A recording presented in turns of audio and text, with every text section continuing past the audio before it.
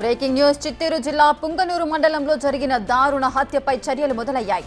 హత్యకు ముందు తనకు ప్రాణహాని ఉందని, ఈ విషయాన్ని పోలీసులకు చెప్పినా ఎలాంటి చర్యలు తీసుకోవడం లేదంటూ మృతుడు ఓ సెల్ఫీ వీడియో తీశాడు. ఇప్పుడు ఈ వీడియో హోంమంత్రి అనిత వద్దకు చేరింది. దీంతో వెంటనే చర్యలు తీసుకోవాలని ఆదేశాలు వెలువడటంతో పుంగనూరు సీఐ శ్రీనివాసులపై సస్పెన్షన్ వేటు పడింది.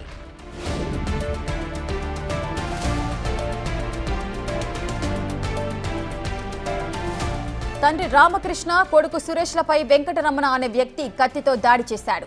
ఈ దాడిలో ఇద్దరికి గాయాలయ్యాయి. వెంటనే ఆసుపత్రికి తరలించారు.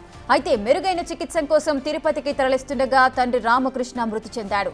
ఇక కొడుకు సురేష్ కు మాత్రం ఆసుపత్రిలో చికిత్స కొనసాగుతోంది.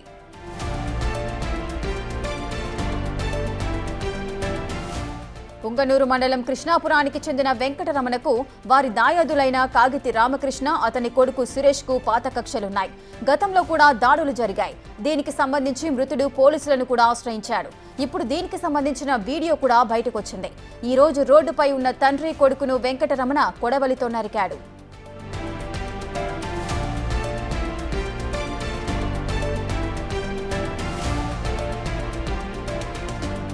అంటే నన్ను ఆడ పడితే ఆడ పట్టుకొని కొట్టేది, నా కొడుకులు పట్టుకొని ఆడంటే ఆడ ఇది చేసేది, ఈ దాని రావద్దు ఆ దాని రావద్దు, ఇది నాది అది నాది అనేది ఇట్లా బెదిరిస్తూ ఉన్నారు. నిన్న నా భూమికి మట్టి తోలుకుంటా ఉంటే వాళ్ళ ఇంటి ముందర తొక్కిన దానికి ఇట్లా పట్టుకొని డ్రైవర్ని పట్టుకొని కొట్టేసినారు. ఏం అట్లా కొట్టిండేది నేను అడిగితే నన్ను పట్టుకొని కొట్టేసినారు. మళ్ళీ నా కోడలు వస్తే నా కోడలను పట్టుకొని కొట్టినారు. మళ్ళీ నా కొడుకు వస్తే నా కొడుకును పట్టుకొని కొట్టేసినారు.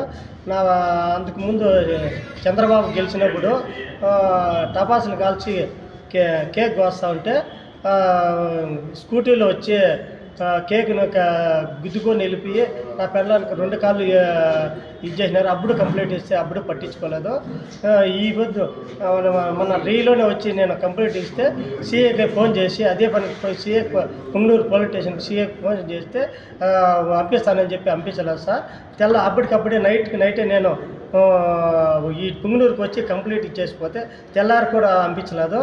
మళ్ళీ వచ్చి నేను నా కొడుకుని హాస్పిటల్లో అడ్మిట్ చేసి పుంగనూరు స్టేషన్ కాడికి కంప్లీట్ ఇస్తే ఏమాత్రం పట్టించుకోకుండా వాళ్ళు వచ్చే గొంతుకి వాళ్ళ కంప్లీట్ తీసుకొని వాళ్ళు మనుషులు పిలుచుకొచ్చి లోపల పెట్టించింటే మళ్ళీ ఒక 5 నిమిషాలు కాకనే మళ్ళీ బయట ఇంటికి పంపించేసినాడు. ఏమాత్రం వాళ్ళు వైసీపీ వాళ్ళకే న్యాయం చేస్తాడు, మాకు న్యాయం చేయలేదు సిఐ. మీరు నన్ను సహకరించి నాకు వాళ్ళతోనే పానంగంగా ఉన్నది, మీరే నన్ను కాపాడాలా. ఇప్పుడు ఈ వీడియోపైనే అధికారులు చర్యలు తీసుకున్నారు. సీఐకి పలుసార్లు చెప్పినా పట్టించుకోలేదని మృతుడు గతంలో తీసిన వీడియో ఇప్పుడు బయటకొచ్చింది. దీనికి సంబంధించిన పూర్తి డీటెయిల్స్ మా ప్రతినిధి దామోదర్ అందిస్తారు. దామోదర్. రేఖ, పుంగనూరు మండలం కృష్ణాపురం గ్రామానికి చెందిన వెంకటరమణ దారుణంగా హత్యకు గురయ్యాడు. అతని సమీప బంధువు వైసీపీ నాయకుడు మాజీ వాలంటీర్ భర్త అయిన వెంకటరమణ వేట కొడవలతో నరికి చంపాడు. ఏదైతే రామకృష్ణ కుమారుడు సురేష్ మీద దాడి చేస్తుండగా ఆ సమయంలో తన కుమారుని కాపాడబోయి రామకృష్ణ తీవ్ర గాయాలు పాలయ్యాడు. అతన్ని వెంటనే తిరుపతికి తరలిస్తుండగా మార్గ మధ్యంలో మరణించాడు. ఈ ఘటనకు సంబంధించి గతంలో కూడా ఏదైతే తెలుగుదేశం పార్టీ అధికారంలోకి వచ్చి చంద్రబాబు నాయుడు ప్రమాణ స్వీకారం చేసిన సమయంలో దీని గురించి పెద్ద ఎత్తున టపాసులు కాల్చినందుకు గాను అప్పట్లో కూడా ఇతన్ని ఇంటి మీదకి దాడి చేశారు. ఇతని భార్యకు కాళ్ళు విరగొట్టారు. ఈ నేపథ్యంలో పోలీసులకు ఫిర్యాదు చేసినప్పటికీ సిఐ శ్రీనివాసులు కానీ అదేవిధంగా పోలీసు అధికారులు కానీ ఎవరు స్పందించలేదంటూ అప్పట్లో అతను ఒక సెల్ఫీ వీడియో చంద్రబాబుకే ఏకంగా పంపినట్లు సమాచారం. అయితే ఈ మరణం తర్వాత సెల్ఫీ వీడియో బయటికి రావడం జరిగింది. దీంతో పాటు ఏదైతే సిఐ నిర్లక్ష్యంగా వ్యవహరించాడన్న కారణంతో పుంగనూరు సిఐ శ్రీనివాసులతో పాటు హెడ్ కానిస్టేబుల్ కూడా షోకాజ్ నోటీస్ ఇవ్వడం జరిగింది. మొత్తం మీద ఈ ఘటనకు సంబంధించి హోమ్ మినిస్టర్ అనిత ఆ కుటుంబ సభ్యులతో మాట్లాడింది. దీంతో పాటు మదనపల్లి ప్రభుత్వ ఆసుపత్రి ఎదుట బాధితుల కుటుంబ సభ్యులు కూడా ఏదైతే మృతుడి కుటుంబ సభ్యులు ఆందోళన చేశారు. అధికారంలో ఉన్నప్పటికీ ఇప్పటికీ వైసీపీ పాలన నడుస్తుంది పుంగనూరు నియోజకవర్గంలో అంటూ వారు ఈ సందర్భంగా ఆందోళన చేయడం జరిగింది. మొత్తం మీద ఈ ఘటనకు సంబంధించి డీజీపీ సీరియస్ అయ్యాడు. వెంటనే సంబంధిత సీఐని సస్పెండ్ చేయడం జరిగింది. దీంతో పాటు ఎవరైతే వైసీపీకి అనుకూలంగా పనిచేస్తున్నారో వారి వివరాలన్నీ తనకు తెలియజేయాలంటూ డీజీపీ హరీష్ గుప్తా ఏదైతే చిత్తూరు ఎస్పీకి ఆదేశాలు జారీ చేసినట్లు కూడా సమాచారం. మొత్తం మీద ఈ ఘటన రాష్ట్ర వ్యాప్తంగా సంచలనం కలిగించిందని చెప్పవచ్చు.